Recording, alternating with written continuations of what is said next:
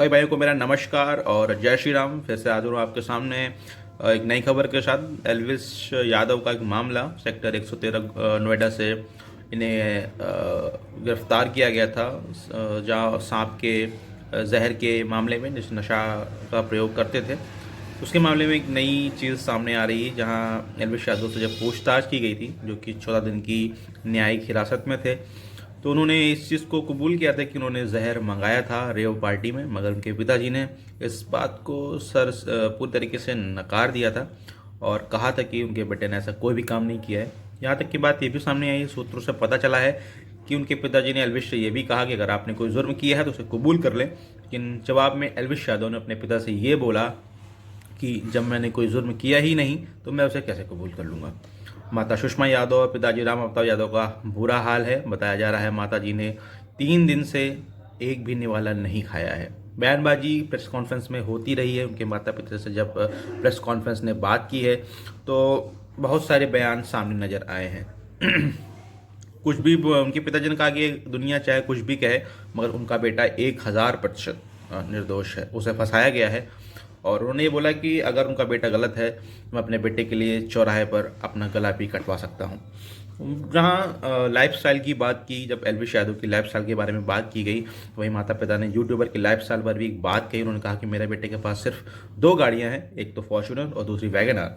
वो वीडियो बनाने के लिए अपने दोस्तों से गाड़ियाँ उधार पर लेता है। वीडियो शूट करने के बाद वे गाड़ियाँ वापस कर देता है। बिग बॉस जीतने के बाद उसने कपड़े का बिजनेस शुरू कर दिया था। वो अपने यूट्यूब के चैनल से पैसे कमाता था। उसके नाम पर कोई भी प्रॉपर्टी भी नहीं है। अगर वो लग्जरी लाइफस्टाइल जीता है तो उसका ये मतलब नहीं कि वो एक अपराधी है। वहीं जब पेरेंट्स ने उसकी यूट्यूब कमाई के बारे में पूछा, जब पेरेंट्स से उनकी यूट्यूब की कमाई के बारे में पूछा गया तो एल्विस की माँ कहती हैं कि ये आप एल्विस से ही पूछना जब वो बाहर आ जाए। वहीं एल्विस के जेल जाने के बाद उनकी माँ रो रो कर बुरा हाल हो गया है। सोशल मीडिया पर उनकी माँ का एक वीडियो भी सामने आया है जिसमें वो अपने बेटे की याद में रोती हुई नजर आ रही हैं। बता दें कि कुछ समय एल्विश की वजह से ना सिर झुका और ना कभी झुकेगा। ये माँ बोल रही है, मेरी परवरिश बोल रही है, जैसे मैंने उसको पढ़ा है, कभी सिर नहीं झुकेगा। बस ये है, ये थोड़ा सा वक्त की वो है कि वो दूसरों की वजह से हमने अपना वो हो रही है कि हमारी थोड़ी सी बदनामी हो रही है। लड़के की वजह से नहीं हो रही है।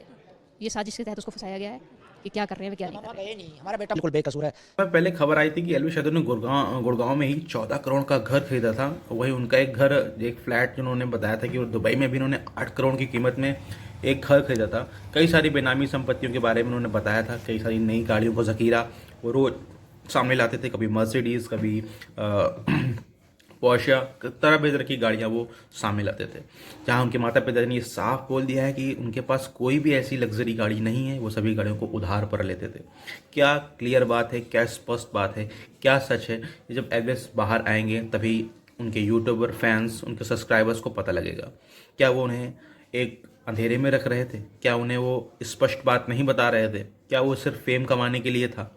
ये गाड़ियाँ, ये सब कुछ वो सिर्फ फेम कमाने के लिए कर रहे थे? बहुत स्पष्ट बात करनी चाहिए एल्विस को सब बारे में। जो 8 करोड़ का उन्होंने फ्लैट बताया दुबई के अंदर, वो भी उनके पिताजी ने फर्जी बता दिया है।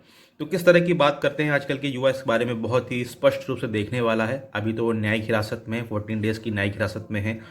कब निकलते हैं, क्या बात होती है और कौन कौन से दोष साबित होते हैं। 2 नए लोग भी उस मामले में अरेस्ट हुए थे। अभी 2 दिन पहले ही 2 नए लोगों को उस मामले में अरेस्ट किया गया था। जांच पड़ताल चल रही है। किस मोड़ पर पहुंचता है ये मुकदमा, कहां पर एल्विस यादव फंसते हैं, कहां क्या करते हैं। बने रहिए हमारे साथ, हम आपको जुड़ी हुई खबरें दिन प्रतिदिन देते रहेंगे। तब तक के लिए नमस्कार।